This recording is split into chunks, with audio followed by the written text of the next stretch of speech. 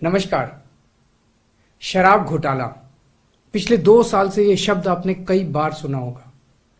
2 साल से बीजेपी की सारी एजेंसीज कई रेड मार चुकी हैं, कई लोगों को गिरफ्तार कर चुकी हैं, लेकिन अभी तक एक भी पैसे का हेरफेर कहीं नहीं मिला, कहीं से एक भी पैसा नहीं मिला।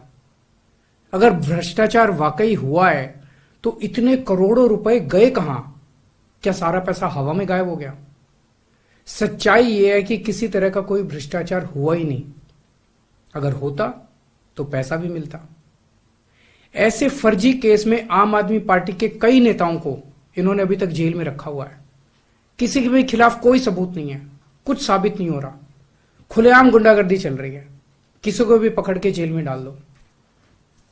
अब बीजेपी मुझे गिरफ्तार करना चाहती है। मेरी सबसे बड़ी संपत्ति, मेरी सबसे बड़ी ताकत मेरी ईमानदारी है। झूठे आरोप लगा के, फर्जी सम्मन भेज के ये मुझे बदनाम करना चाहते हैं, मेरी ईमानदारी पे चोट करना चाहते हैं। इन्होंने मुझे सम्मन भेजे हैं। मेरे वकीलों ने मुझे बताया कि ये सम्मन गैर कानूनी है। क्यों गैर कानूनी है?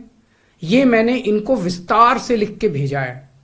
मैंने बताया है कि उनके सम्मन कैसे गैर कानूनी है, लेकिन उन्होंने मेरी एक भी बात का जवाब नहीं दिया। इसका मतलब उनके पास मेरी बातों का जवाब नहीं है।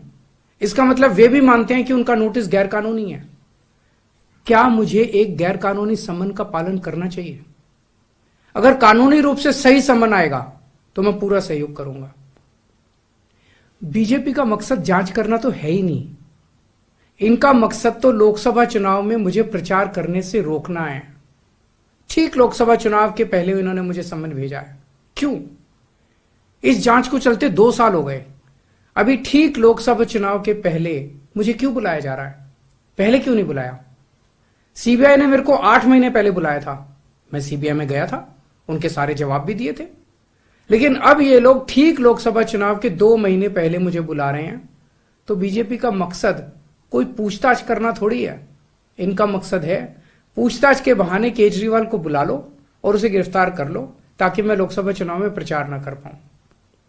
आज बीजेपी भ्रष्टाचारियों को नहीं पकड़ रही, बल्कि खुलेआम ईडी और सीबीआई का इस्तेमाल करके दूसरी पार्टियों के नेताओं को तोड़ के बीजेपी में शामिल करवाने का काम किया जा रहा है।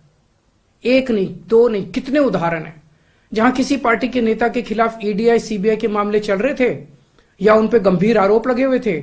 जैसे ही वो नेता बीजेपी में शामिल हुए, उनके सारे पुराने मामले बंद कर दिए गए या ठंडे बस्ते में डाल दिए गए।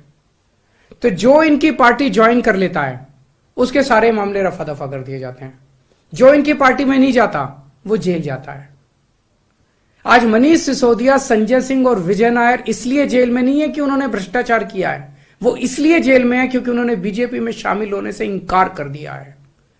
आज हम बीजेपी का मुकाबला क्यों कर पा रहे हैं? क्योंकि हमने कोई भ्रष्टाचार नहीं किया। अगर हमने जरा सा भी गलत काम किया होता तो दूसरे भ्रष्टाचारी नेताओं की तरह आज भी हम बीजेपी में शामिल हो चुके आज तो होते आज तक। इस तरह देश के ईमानदार नेताओं को जेल में डाल के और भ्रष्टाचारियों को अपनी पार्टी में शामिल करवा के ऐसे तो देश आगे नहीं बढ़ सकता। ये क्या चल रहा है? ये जो कुछ भी चल रहा है बहुत खतरनाक है। ये हमारे जनतंत्र के लिए बहुत गलत है। इसे रोकना होगा।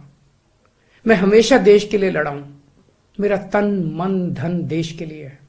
मेरी एक एक सांस देश के लिए है। मेरी खून की एक एक बूंद देश के लिए है।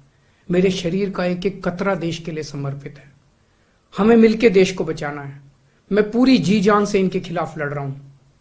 आपका साथ चाहिए।